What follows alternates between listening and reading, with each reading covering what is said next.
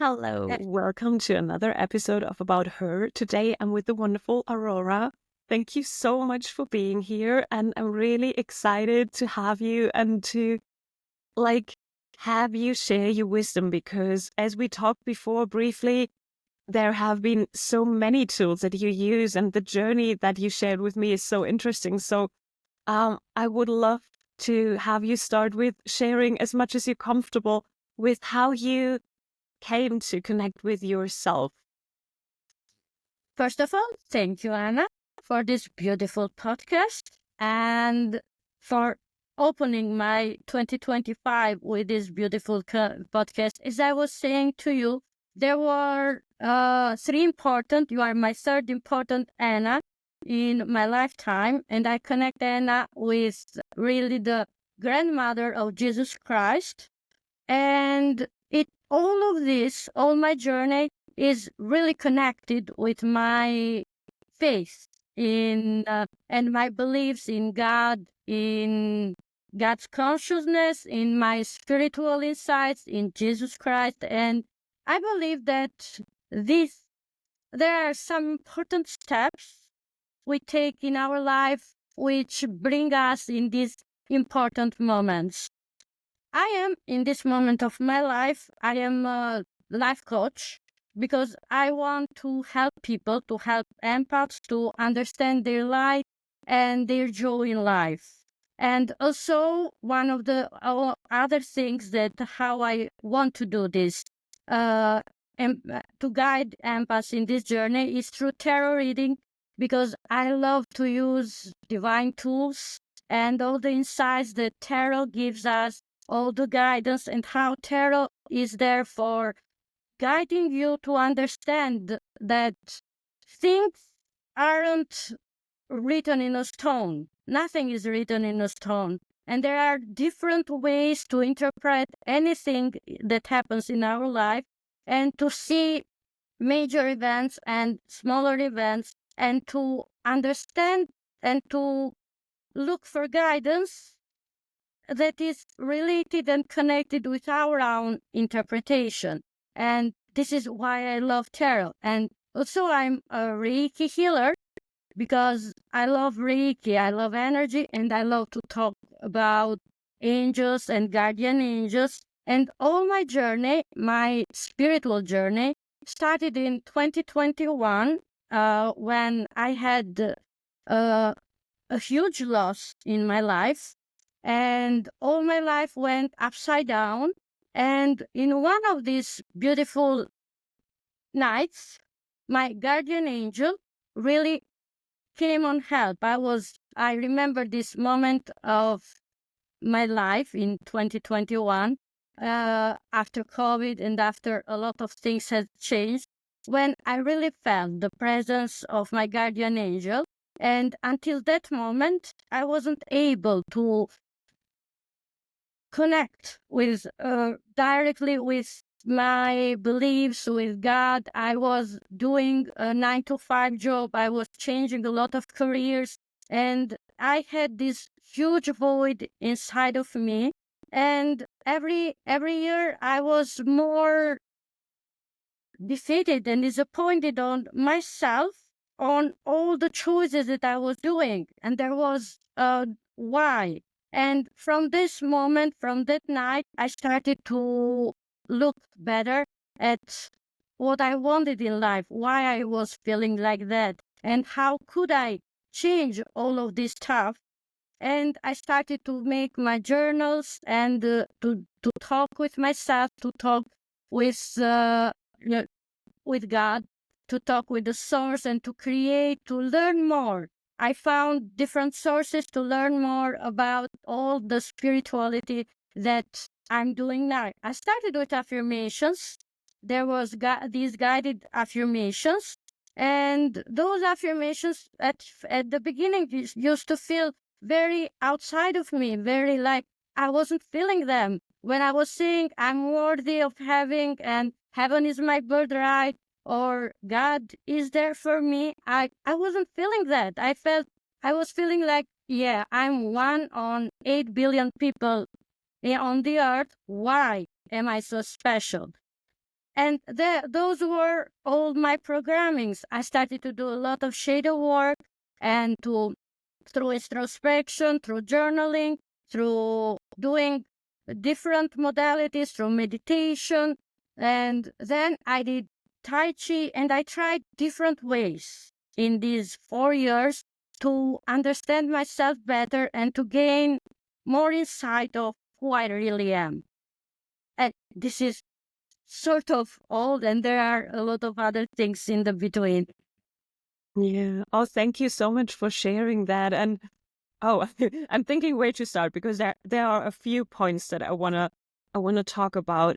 And maybe the first one is like this moment that you described when you felt so lost or defeated, because I feel that is something that we all have to go through at a certain point, and then like kind of reflecting and having this moment of saying no more like this. I don't want to live like this anymore. So finding a power in this moment of feeling hopeless and helpless or defeated or very sad or very lonely, I feel that is how we birth these new versions of us. And you touched on so many tools that you use, and I feel especially for empathic people who have the beautiful gift of knowing so much of their environment through feeling it often is very hard to connect to themselves, because who am I when I can Yeah. feel so much of the outside? So what you said about talking to yourself and journaling out and really getting to connect yourself and connecting to these statements that you make, I think that is very powerful. So um, I would love for you to describe a little more this feeling, because I know from my clients, a lot of us have this feeling of, I start trying something else. I start maybe affirmations and they just feel shallow. They feel like nothing. It's very important to stay there and connect until they feel like, oh yeah, I'm worthy of having that. How did you find the strength or the commitment to carry on and not just say, oh, affirmations don't work. I just skip it. You know what Just I say mean? that. Yeah. You say that. Affirmation doesn't work. Oh, it's fine. Let's try and think. Every time it's by never giving up on and understanding what stays with you in the long run. And it's all of them are tools. We need to see all the spiritual tools are tools that we use in order to understand who we really are. In the long run, what stays with me is my morning practice of grounding, and it stayed there because doing my grounding, I connect myself with I connect with myself, I connect with the ground, with Mother Earth, with Gaia, and I connect even with my cloud number 9. I connect with the cosmos, so with the universe, and I feel that I'm in this space. And a beautiful thing that I do, and I recommend to my clients too, is to call in the energy that you want to go through the day. And for example, I ask that energy to come to me and to stay with me in all the interactions I have during the day. I call joy, I call gratitude, I call love.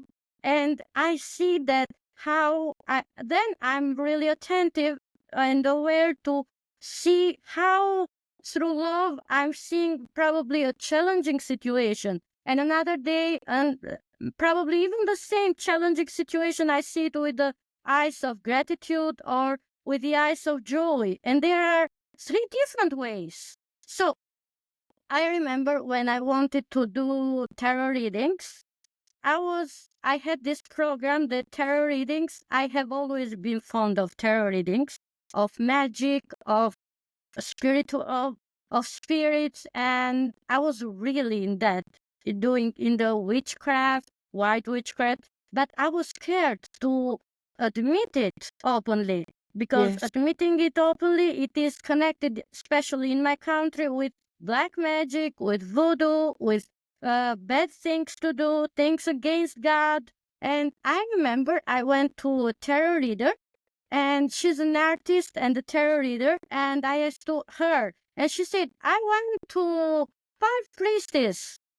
She has in her beginnings of the journey, And they told me that it doesn't matter which is the way you connect with God, because whatever way you choose is a good, if it is a good way, you'll know it. And if it's not, it's not. So everything that you try, if it's good for you and makes you feel good, makes you feel happy, that is the thing. But probably that will not stay there forever. You'll have something else and you will come back to it in a second moment. I know that I want Tai Chi in the winter because I am a very warm person. I'm like a cat and I was born in August. So I love the sun and I can afford a high degree of temperature. But in coldness, when I'm cold, I can't think, I can't speak, I can do nothing. My mind is just, I'm cold, I'm cold, I'm cold. You have to warm me up. So when practice Tai Chi in the morning, I can go then and have a walk outside and I don't feel the cold and the winter. So in that period of time, I need it. But in summer, I can do just my walking. And so it's more understanding what benefits you, not what you should give to yourself for something else, for a purpose, but enjoying the experience of every tool, every spiritual tool that you choose. I love that very much because it's kind of taking off the pressure of that I feel so many of us have to say, like, oh, I decided for this tool and now I need to stick with it. But what you're saying and what I can confirm for myself is true as well is we are like seasonal beings. So in one season, Tai Chi might be the perfect thing for you and it really benefits you. But then again, there are other seasons where it's not that important and that's okay. So like not trying to control and just accumulate tools, which of there are so many, just for the sake of having them all and like having them kind of checked off your list, but to say like, okay, for now that's that. And for another season of my life, it's another tool. And there's nothing bad in releasing one that is no longer resonating with me. The same thing, like you said, when you come out of that spiritual closet, me too. I had the biggest issues of talking about my psychic abilities or the things I see, the things I can perceive. But ultimately, it's about coming back to yourself and connecting to what you need in that moment and what you feel in that moment. And the whole, is that true or not? Is that right or not? Is not important if you check in with yourself and you feel it's good for you. If it's a tool or if it's a practice, if it's fitting for you, then it's aligned with source, the universe, God. Yes. So we can skip the systems and just go with what is good for us is what I want to say. And there's no need to stay in a certain process or religion or system forever just because it might be familiar. Exactly, because this is why we come into spirituality, because we had a lot of programmings of systems put in place. We followed all the rules, and all those rules were causing all that void, and all that void was this. Like I was saying, this Christmas I was there living and understanding all what has happened, how on 2021 I was writing all at my journaling what I wanted to achieve. I wanted to achieve this beautiful connection with the universe, God, source. I call it universe, and I include all. I have a whole the spirit team, and and how I want this connection, and I have that kind of connection. Like I have believed, I have integrated within me now that I'm a spoiled child of the universe, meaning that I I can ask something, and if my manifestation doesn't come as I want it, but it's slightly different, I can say, "Oh no, I don't want that. I want that other thing." But that doesn't make me just a spoiled child. I know that I'm loved unconditionally and I can do this until that thing that I want aligns with me and is for the highest good of mine and of everyone else included.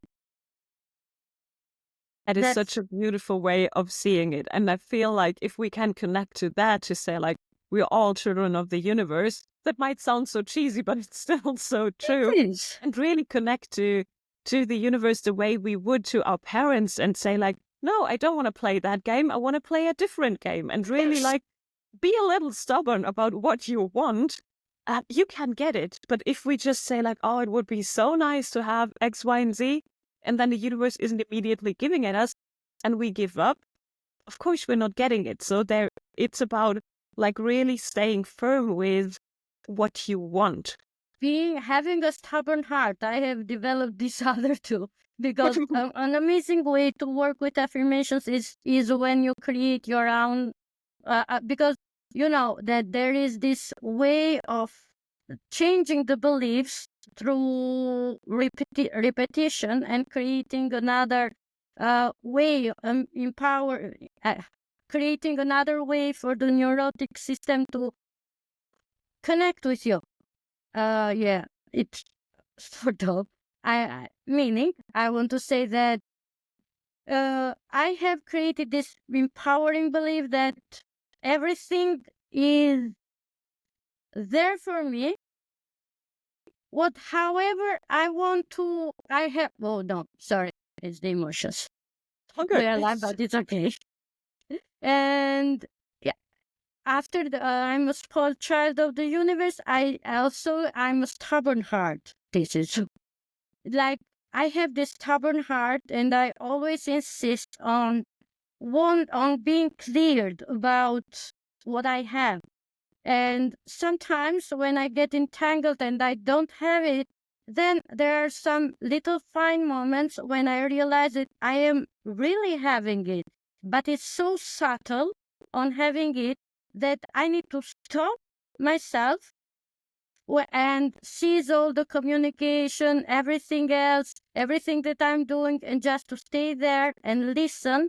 And those subtleties will tell me what is going to happen or what is happening or even how far I am. Sometimes we make these beautiful lists of what we want to achieve, and then we understand that that all those things that aren't materials. For example, I have a beautiful vision board of where I want to find myself and what I want to achieve in the next 5 years. But within them, on the vision board, is like what I want to feel on the long run, how I want to be, and how I want to develop my psychic abilities, how I want to develop my communication with spirit, how I want to feel more clarity in every decision. And these things are coming into alignment. And by being aware of this subtle communication, then I can see how the material things are coming into my 3D experience. That is such a beautiful way of describing it. I think it's like the first hints of a manifestation. And so often I feel we are chasing our manifestations and not even taking the time to stop for a second and see like, where are we on that journey? Is there already a hint? And you said that before we started recording this, like, sometimes I realize, oh, I'm already almost there. I already can feel it and we can connect to these subtle energies. So I want to hone in on them a bit because I think they're there all the time. And it's like the universe or our higher selves connecting with us and telling us or giving us subtle signs that we are already on the right path and that this thing that we wish or this experience that we desire is not only possible, but on another realm, it's already there. And in these subtle moments, we can connect with them. But we need to pause for it. Like you said, we need to like slow down for a bit. And in a world that is so full of hustling and doing and checking of things from our list, sometimes I feel we forget to slow down and really see, where am I? Do I maybe even now connect to that feeling of worthiness or abundance in whatever way I desire? Maybe it's there. Maybe I can feel it right now, although I don't have the full manifestation yet. And that can give us so much trust and empowerment. Yes, definitely. It gives us a lot of trust and confidence that we are working on that. And because if is the difference between feeling the feeling that you're working there is the difference between I've heard between having faith and trusting it.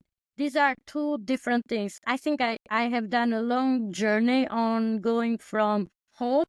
I hope that things will go fine until I trust that what I want is reaching me.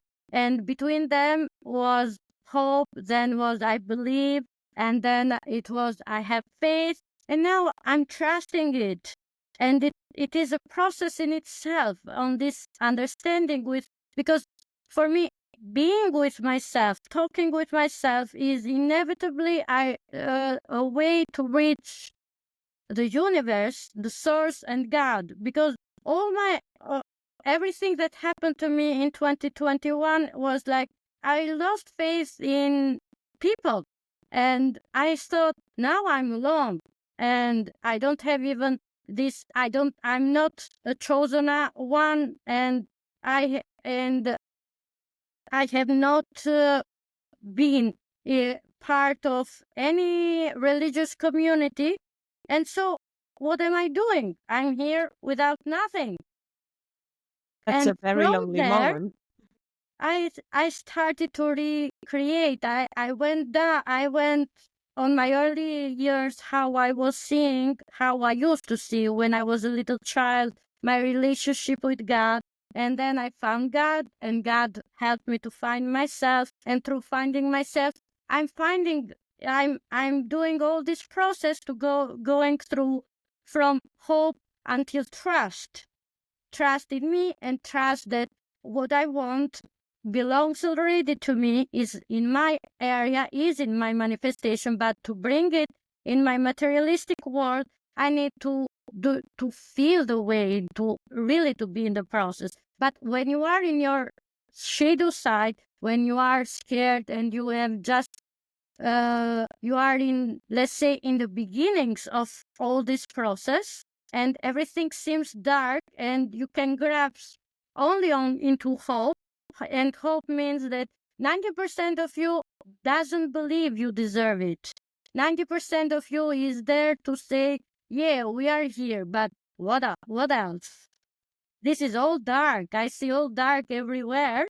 And that is why hope is that resistance, but is that meaning of hope. Then I went from hope. I believe that probably something will be better.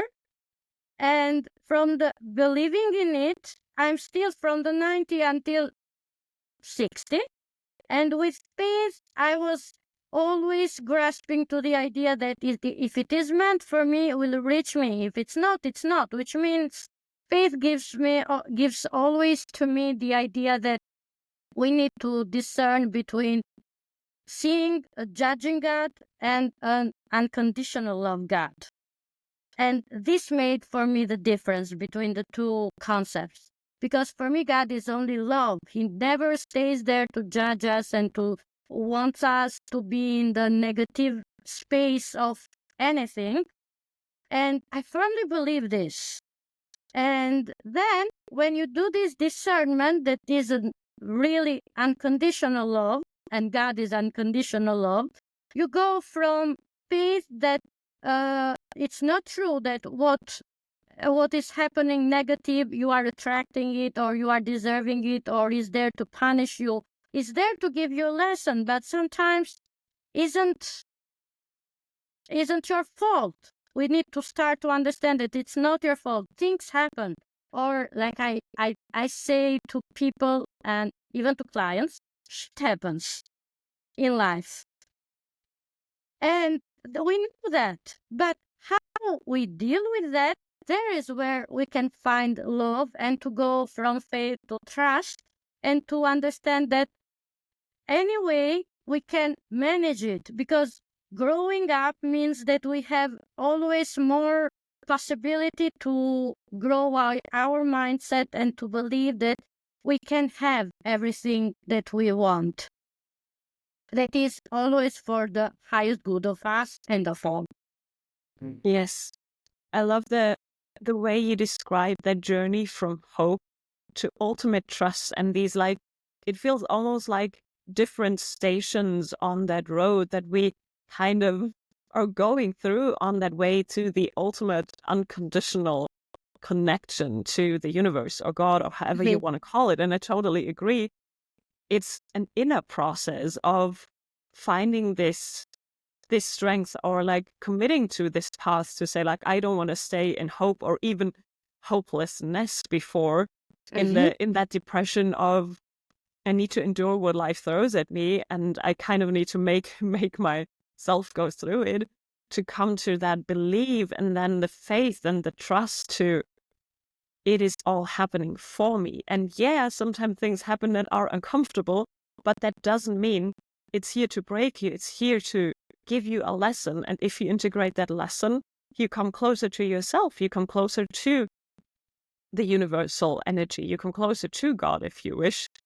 And I think there's so much power in knowing where you are on that journey and seeing, like you described, even with the percentages. I think it gives us a tangibility to say, oh, okay, well, like, I'm one step closer, maybe 5% closer to what I call the universal or source energy. And so there's like this slow progress that we're making, and it might take years or it might not. But if we see even a little bit of process in it, then this like hope can shift to really faith and trust in the universe. So before we started talking, I feel that would fit in very perfectly. You talked about the lists you made, like these kind of New Year's resolutions lists, or like lists of things that you love doing or achieving in your life. And I felt so called to bring that up again, because I think it's really powerful when we start Yes. achieving the first things. That is such a shift compared to making lists and then seeing them and saying, like, oh, I haven't achieved any of those. So what tools have you found for yourself to make that shift to coming to these ways and versions of yourself that you want to embody, and really like looking at your list and saying, well, yeah, I've achieved that. Now I can really say, like, this I is, have a very beautiful, you know? yeah. First, I'm 42 years old, and since 4 years ago, before, I worked in too many careers, and I've been a writer, a project writer, project coordinator, a translator, a teacher, an literature festivals, script writer and director, a lot of things. So I've done a lot of careers, and I've been a translator and interpreter, and in all of them, I had success in all those careers. And every year for my birthday, I used to make this list that from August to August, I want to achieve these 10 things. And every year I was going there, and despite having all the success in all those careers, I was looking at my list and saying, oh, I've not achieved nothing of them. And that was because during all the year, I was doing all these other things, and everything on the list, you didn't had time for me to elaborate on it, to work on it, and to have to do with it. And so, on 2021, at my first journals, I started to make these things that I want to develop my psychic abilities. I want to be confident in my choices. I want, like, not, I want to write beautiful things. I want to talk to people. I want, like, things that I'm already doing. And now I've seen that all those lists now are done because I'm working in, and this is how this moment of my life made me possible to focus on these things. And this list are filled with everything that I'm doing on daily basis. And they are allowing me even to reach those materialistic goals. Let's say, let's spread them into the spiritual things, because psychic abilities are my spiritual achievements and my connection and my meditation. But all of those not touchable resolutions are giving me space to do all the others. I'm doing podcasting and talking about what I do. I have a network with on social media, and I am talking about my experience and every intuitive insight that I'm gaining. And then I am always trying to combine my professional life with my personal life, with my passions. I'm creating my ikigai, which is the Japanese concept of what are you good at and what are you passionate about. And I'm filling all my life with all of this. And this is how I'm achieving more results than I used to do before, while focusing on a specific career or changing careers and not being in touch with myself or with what I really wanted, because I wanted all my life to become a writer, and I haven't written a book, but I have written blogs. I write all my content on my social media. I have a blog, and so I'm doing the writing thing now more than before. And before, because I was feeling that there was no writer inside of me, I tried to stay along writers. Like, I used to do projects, to write projects about writers, to stay with translators, coordinate projects. So I was staying in that area, but not feeling worthy of being there. And now I am there. That the writer inside of me is talking through different mediums and different tools, and I have reached that goal all my life. That is the big paradigm shift, I think, what you're describing, from like making lists with tangible things we want to achieve, like a certain job or house or whatever, a relationship. But when we shift that to focusing on our inner work, on connecting to ourselves, to the universe, we can achieve all these other tangible things as well. But it has to start. That's one of like the most important things I've learned over the last decade. It has to start within you. And so the moment you connect to you and you focus on you, on your journey, on feeling well with yourself, on connecting to you, then you finally find yourself doing all the things that you wanted to achieve for the last years. Like you said, we're back to the subtle energies. Now you find yourself being a writer.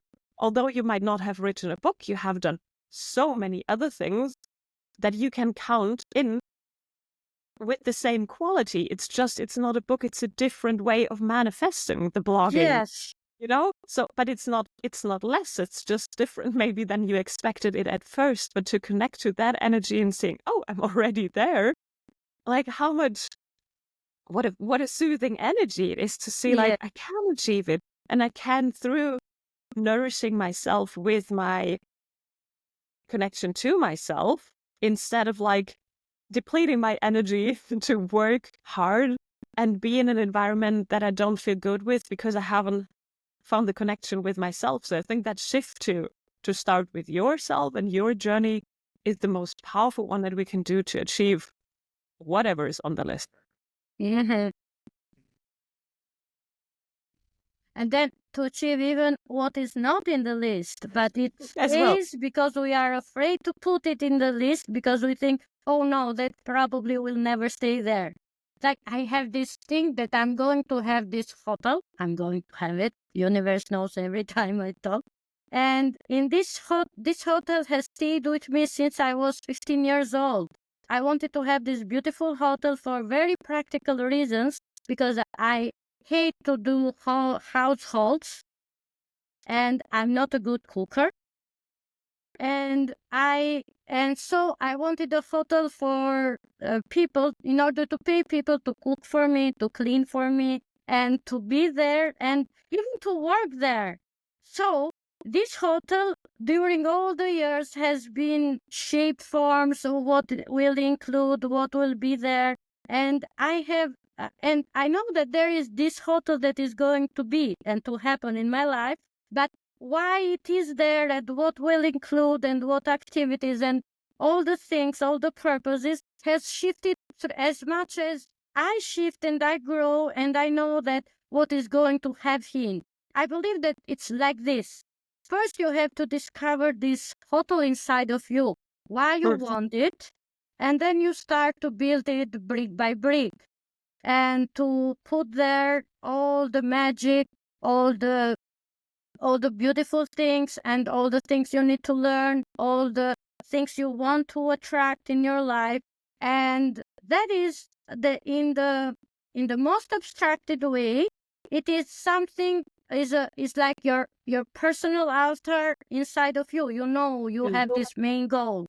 And while going toward that, you can build all the little roads because every brick of its own has its own way of being. Like there, I'm going to work with clients or other professionals who will share the same passions as me, which are tarot readings, Reiki healing, energy healing, and all the beautiful stuff that I want. And there is place for all of them, but I have already fixed the offices and the places, and there will be presentations.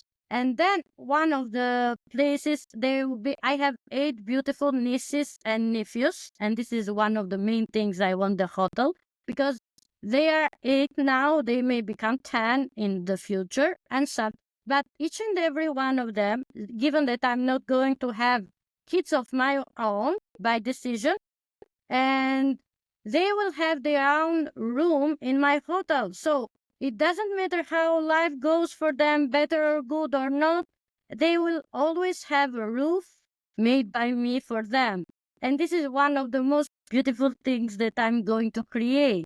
And it's like, right, it's my ikigai is this, how all this spirituality found, all this beautiful side of me that I found from a very difficult moment in my life, all this light. If somebody had told me in 2021, you're going to find all of this bliss in 5 years, like I remember this thing that when I used to listen to other spiritual teachers in 2021 and they were saying, oh, I have achieved this and that in after 10 years, I was screaming at myself and at them, I've had 10 years, I'm 40 years already.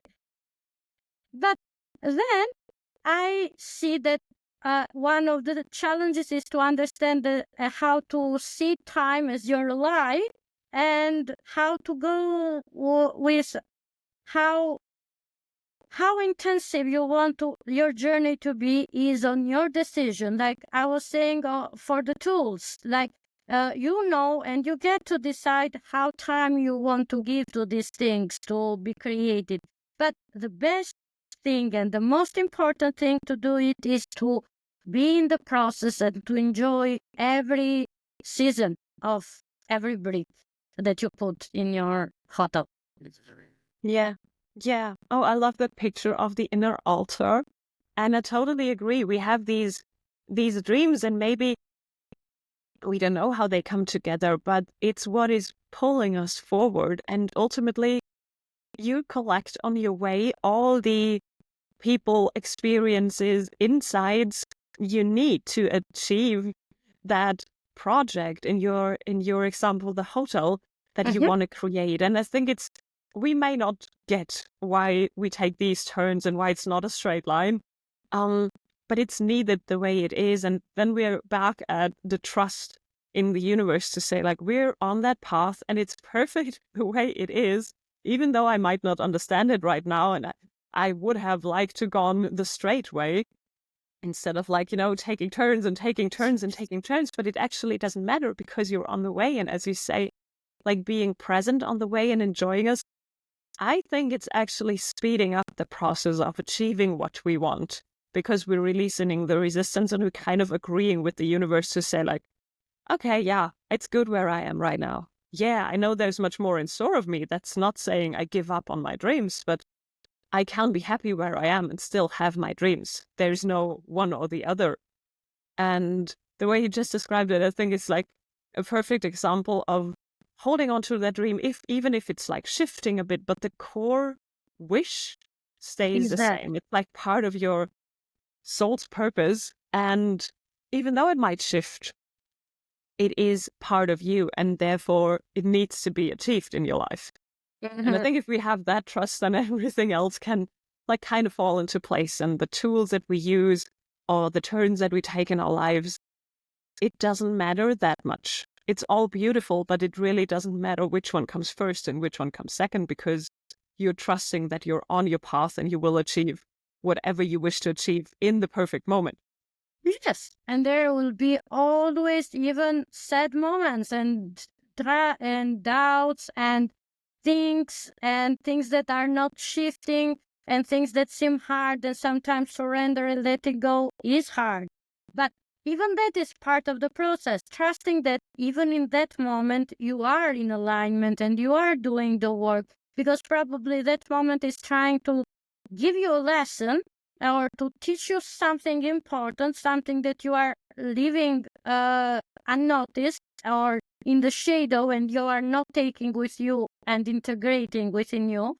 It's important. It's important to be even in those spaces, but the ability is how you shift, how fast you shift from one moment to another moment, from understanding the lesson of that let's call it negative space, and then you transmute it into a positive one.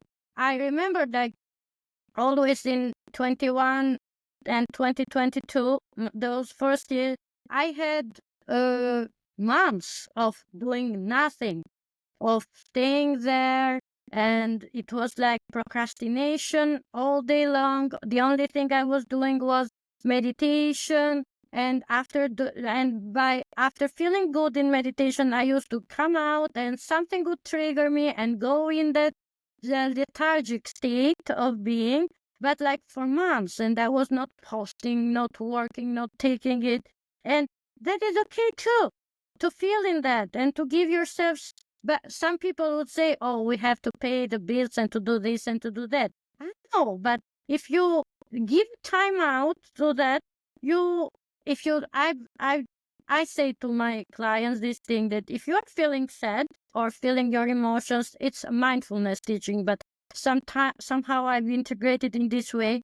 Give yourself like 15 minutes of your day. You say, okay, this feeling can stay with me for 15 minutes. And you stay in there, or this feeling, I have one day today. Let's stay one day. You can say, stay one day sad. And then you say to the feeling, now you have to go away, because after 15 minutes you go and I have to do this other thing, or the next day I'm going to do this other thing. And this is how you allow yourself to be in those spaces and to understand better. And because sometimes our body needs the rest, when we are healing, we are coming out of the survival mode when we needed to stay active all day long and to not have that moment to stay with ourselves. One of the things that I hear the most is that I don't have time to meditate. I don't have time to do this. I don't have time to see the world like you are seeing it. But and I know that I can understand and relate with that, because I was one of them, of these people, and I didn't have time because I didn't want to investigate, and because I didn't believe that I deserved to be there with myself, or how to be there with myself. And this is how you shift through growing your mindset and understanding better. You shorten your times of processing negative emotions, because we are in a dual, we go from duality to oneness, but we need to embrace both of them, even those negativities. Yes, I totally agree. It's coming back to the trust that everything has its place, and even the negative feelings, quote unquote, or the uncomfortable situations, they're a part of the process. And if we embrace them and if we make time for them, invite them, they can go faster, but that's not the point. It's about you including all of your experiences and therefore not trying to not look at things, because the moment we exclude, I think we're acting against the laws of the universe, and therefore things are more, there's more tension in things, there's more resistance. So the moment we embrace that and say like you say, even say okay, I do have 15 minutes, I fully commit to for 15 minutes feeling that uncomfortable feelings, but then I'm choosing to do something else, and you have that power. And I think that's one of the biggest thing that we should maybe remind ourselves, that we have the power to change even that. We don't have to be victim to our feelings. We can feel them, invite them in, but we don't have to make them stay forever if we don't want. It's like you still hold the power even though you allow your feelings in. And I think that is something that you touched on that briefly before. We sometimes are scared to look at these things, and therefore we say I don't have time for it, but that's not the actual truth. It's more a feeling of, can I deal with it, than it is, do I have time for it? And to shift there, we can do really big leaps. Yes, indeed. Very, very big leaps. And then probably we are not able to see them in that moment, but we will see them after 1 year, after doing them several times, because it takes for our mind to. I'm very fond of this idea that for our mind to learn something new, to change a pattern, and to learn something new, we have to give it time on 21 days. And in those 21 days, we should integrate slowly to our life this new habit of even changing, and then things will change. Like I've done this thing I have this wound of rejection, when